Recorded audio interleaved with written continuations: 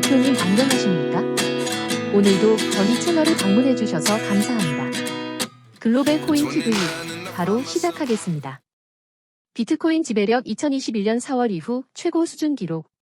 비트코인의 시가총액을 전체 암호화폐 시가총액과 비교한 척도인 비트코인 지배력은 6월 말에 52.7%로 최고치를 기록했습니다. 비트코인의 시가총액을 전체 암호화폐 시가총액에서 차지하는 비율을 나타내는 비트코인 지배력은 지난주 52.7%로 최고치를 기록했으며 이는 2021년 4월 이후 3년 만에 가장 높은 수준입니다. 6월 22일 월요일 주초에는 BTC 지배율이 48.2%에 불과했지만 화요일에 ETH ETF가 출시되자 즉시 51.9%로 급증한 뒤 주중 내내 점차 상승세를 이어갔습니다. 이 현상은 ETH와 ETF에 초점을 맞춘 주요 헤드라인에도 불구하고 발생했습니다. ETH ETF 출시 후 시장 전체가 폭락했고 그동안 BTC는 가장 강력한 반등코인 중 하나였으며 ETH ETF 출시 전 최고치로 빠르게 돌아왔습니다. 극명한 대조적으로 ETH는 가격 움직임 측면에서 상당한 약세를 보였습니다. 게다가 다양한 알트코인도 BTC에 대해 상당한 약세를 보였으며 이는 BTC 지배력이 3년 만에 최고치로 상승하는 데 더욱 기여했습니다. BTC에서 나타난 이러한 상대적 강점은 여러 요인에 기인할 수 있습니다. ETH와 달리 그레이스케일 투자사의 ETH 유출과 맞서야 하는 그레이스케일의 GBTC 변환 오버행이 없습니다. BTC는 비교적 확립된 ETF를 보유한 유일한 암호화폐입니다. ETH ETF가 출시된 지 불과 일주일이 되었기 때문에 BTC는 ETF를 통해 암호화폐 노출을 추구하는 투자자들의 트레드파이 유입의 주요 수혜자로 남아있습니다.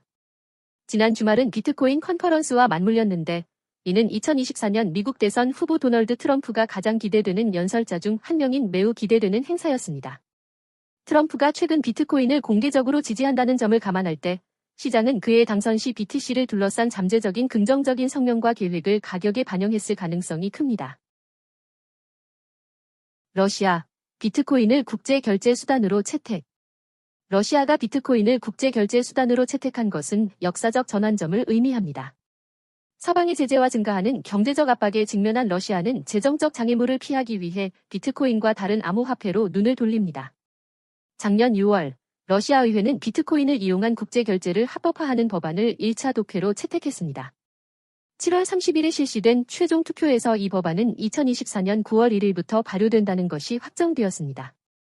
러시아는 2년간 스위프트 네트워크에서 단절되어 국제거래 역량이 크게 제한되었기 때문에 이번 결정은 매우 중요합니다. 많은 기대를 모았던 새로운 법안은 이런 대제 조치를 우회하여 제재로 인해 피해를 입은 러시아 기업의 생명줄을 제공할 것입니다. 비트코인은 이제 외화로 인정되어 국제 지불을 위한 전략적 대안이 되고 있습니다.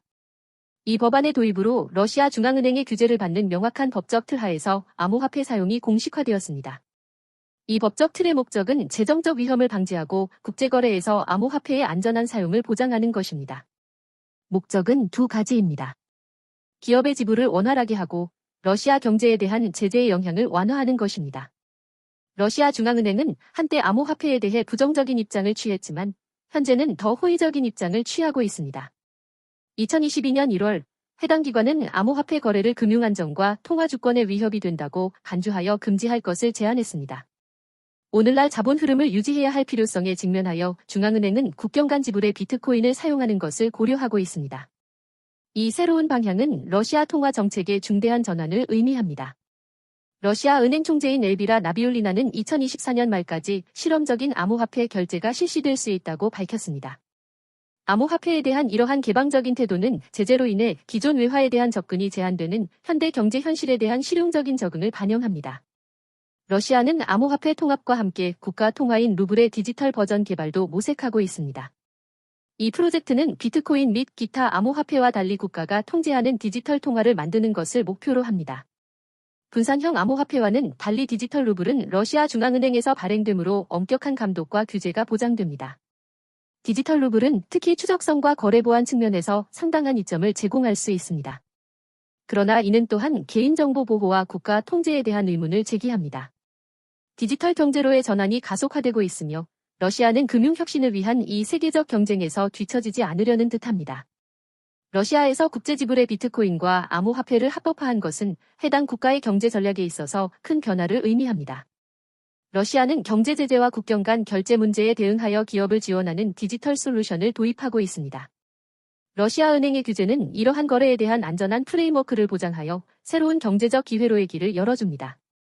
러시아가 디지털 루블의 잠재력을 탐구함에 따라 러시아는 디지털 미래를 향해 확고히 자리매김하고 있으며 정책을 현대적 과제에 맞게 조정하고 디지털 경제의 최전선을 탐구하고 있습니다.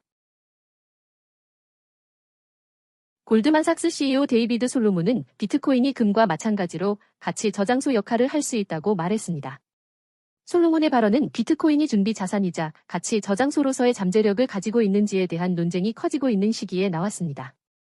7월 30일 CNBC 인터뷰에서 솔로몬은 자신이 BTC를 비판한 적이 없다고 말하며 그의 주된 관심사는 투기적 성격이라고 밝혔습니다. 그러나 그는 기반 기술의 약속을 강조하며 이를 매우 흥미롭다고 설명했고 점점 더 디지털화되는 금융 시스템에서 마찰을 줄일 수 있다고 말했습니다. CNBC의 조 커넌이 비트코인이 금과 같은 준비자산으로 기능할 가능성에 대해 물었을 때 솔로몬은 가치 저장소 사례가 있을 가능성이 매우 높다고 답했습니다. 솔로몬의 지도하에 골드만삭스는 암호화폐 분야에서 적극적인 역할을 했습니다. 2021년에 이 거대 기업은 암호화폐 거래 데스크를 설립했습니다.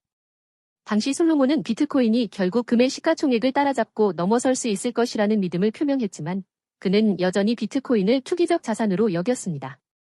골드만삭스의 여러 임원들도 이전의 비트코인의 변동성이 신뢰할 수 있는 가치 저장소가 되는 능력을 방해한다고 주장했습니다. 이러한 엇갈린 메시지에도 불구하고 골드먼의 디지털 자산에 대한 헌신은 여전히 명확합니다. 이 회사는 연말까지 미국과 유럽 시장을 모두 타깃으로 하는 세계의 토큰화 프로젝트를 출시할 계획입니다. 시청해주셔서 감사합니다.